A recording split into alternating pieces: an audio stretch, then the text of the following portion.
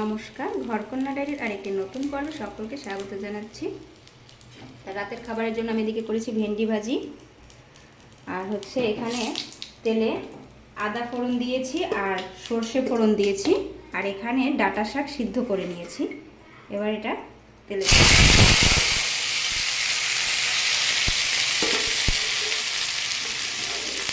এভাবে আদা ফোড়ন দিয়ে শাক রান্না করলে খেতে ভালো লাগে। আদা আর সরিষা ফোড়ন দিয়ে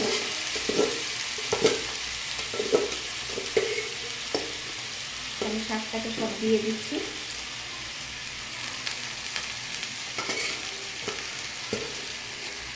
শাকটা একটু আলাদাভাবে সিদ্ধ করে জলটা ফেলে দিয়েছিলাম।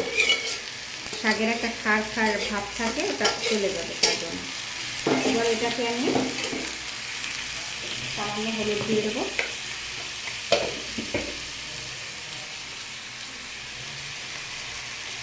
একটু হলুদ দিয়ে দিলাম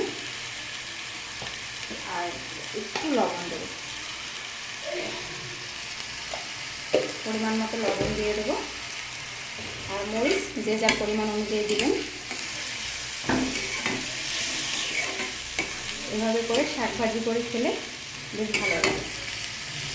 আমি রাতের খাবারের জন্য করলাম শাক ভাজি, ভেন্ডি ভাজি, আর ডাল আছে, আর ভাত করেছি, গরম গরম ভাত, আর এই 3 রকম আইটেম। যারা যারা শাক খেতে পছন্দ করেন তারা অবশ্যই কমেন্ট করবেন যে কারা কারা শাক খেতে পছন্দ করেন। সকলের তো আবার শাক ভালো লাগে না। তা ভিডিওটা কেমন লাগলো অবশ্যই কমেন্ট করে জানাবেন।